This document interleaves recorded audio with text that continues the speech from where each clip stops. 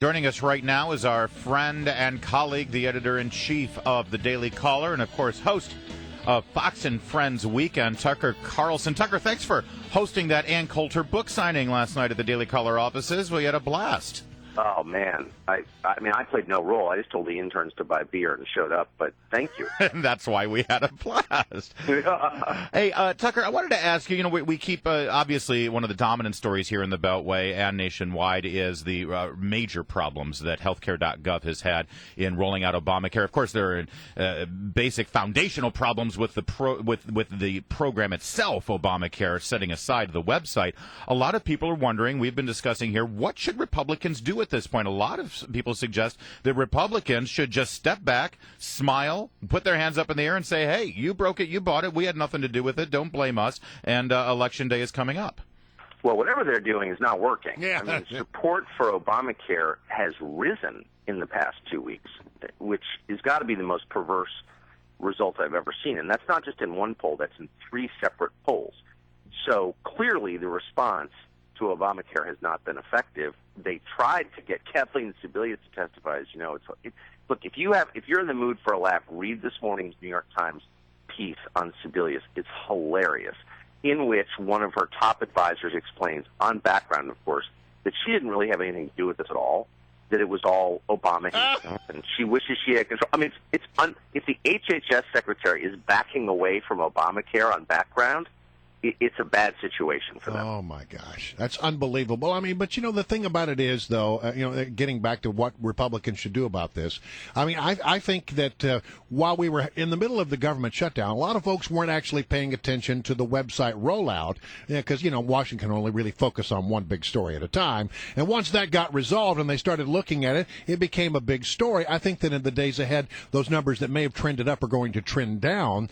And then once they get the website sort of working and people find out what's underlying and what the website actually gives them, I think that there's going to be a meltdown. Am I wrong to hope for that? Or I think you're absolutely right. I mean, I think it's unsustainable. It doesn't look.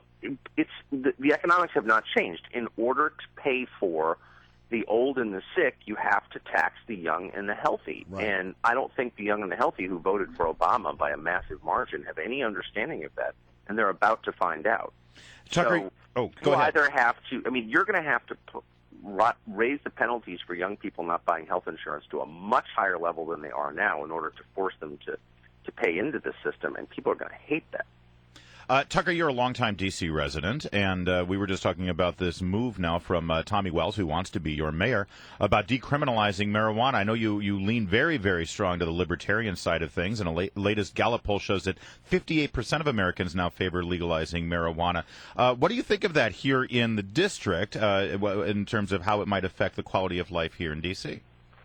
Well, I mean, people are suspicious of the drug war. I mean, on many levels, the government has become much more punitive in its approach to citizens, not just with, punishing people for having weed, but for, speeders or people who don't buy health insurance or, people feel under attack from their government. They have every reason to feel that way. And so I understand why they're very suspicious of the war on drugs, for sure. Does D.C. need more high people? No.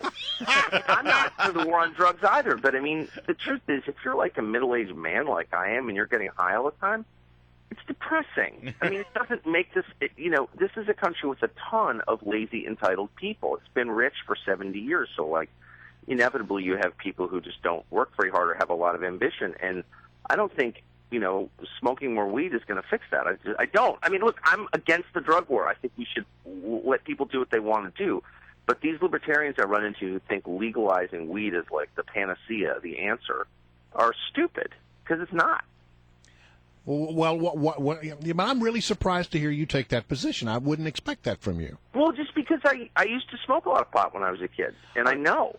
Well, hold on. I mean, I'm from California. I know, and I obviously don't smoke pot anymore, but I know that it's like, for most people, not for all people, but for most people, it's ambition sapping. And it just makes you passive and boring. And makes you stupid. While I'm for decriminalizing marijuana, right. I hate the idea that, this is the most important issue. It's like gay marriage. You're fine, okay, I'm for gay marriage, but it's not the most important moral issue of our time. Like, get some perspective, America. Stop being so frivolous. There are, real issues in the world. And marijuana is just not even close to the top of the list. Sorry. No, and thank you. I mean, that's the key distinction. You're for decriminalizing, but that doesn't mean you're advocating it, and it's your be-all and end-all issue. That makes sense. Yeah, I mean, obviously I'm for decriminal. I mean, you're sending people to prison for having a joint? I mean, come on, get real. That's obviously stupid. I love, though, that did you notice when Tucker was explaining that he used to smoke pot, he wrote it off by saying, well, I'm from California. Yeah. You know, that. Goes without saying, that's California, right. Explains a lot. So I'm just saying, like, I have some perspective on this. I'm not just guessing about the effects of marijuana. I'm very familiar with them. Tucker, it's incompatible with a productive life. Bringing it back to Obamacare real fast, I wanted you to hear a quick exchange with Jay Carney yesterday with the press corps, who's finally starting to ask some tough questions here. He keeps referring them to Health and Human Services, all these very tough questions. Listen to this exchange. Quite a few times you're referring us to HHS for information. Is it your expectation that they will answer those questions for us? Look, I'm really not trying to be glib. I'm wondering what your instruction is. Yeah, and he continued to stumble. The question is, you keep referring us to Health and Human Services. What do you expect them to say to us? They're not telling us anything. Are they starting to mismanage the press finally? Well, we already know what they're saying because, again, they said it in the New York Times this morning, which is, don't ask us. We didn't have anything to do with this. I mean, gosh. It was all Obama. It's just nice to see Carney, who's been more than just a spokesman, but really a passionate partisan advocate, and I would say a dishonest one for the president from day one, have to twist in the wind on this. I mean, it's well deserved. I'm sure. Look, within the week, Obama was saying, I don't really know that much about Obamacare. I was never for it. Right. I said by the end of the month they're going to start calling it Boehner Care. They're that good. It's so good. Probably true. I want to go on. One last question. There's a story out there, and I know that now that you do, the weekend, Fox and Friends, that you have to start getting up early, and when you get up early, like Larry and I do, then sleep becomes an issue. Story out here says that poor sleep apparently is tied to Alzheimer-like brain changes, and apparently, if you don't get enough sleep, the fluids in your brain don't get a chance to bathe your brain and get rid of the plaque. At the end of the day, are you a little worried now that perhaps you're not getting enough sleep? I'll tell you one thing: not getting enough sleep does it makes you gain weight.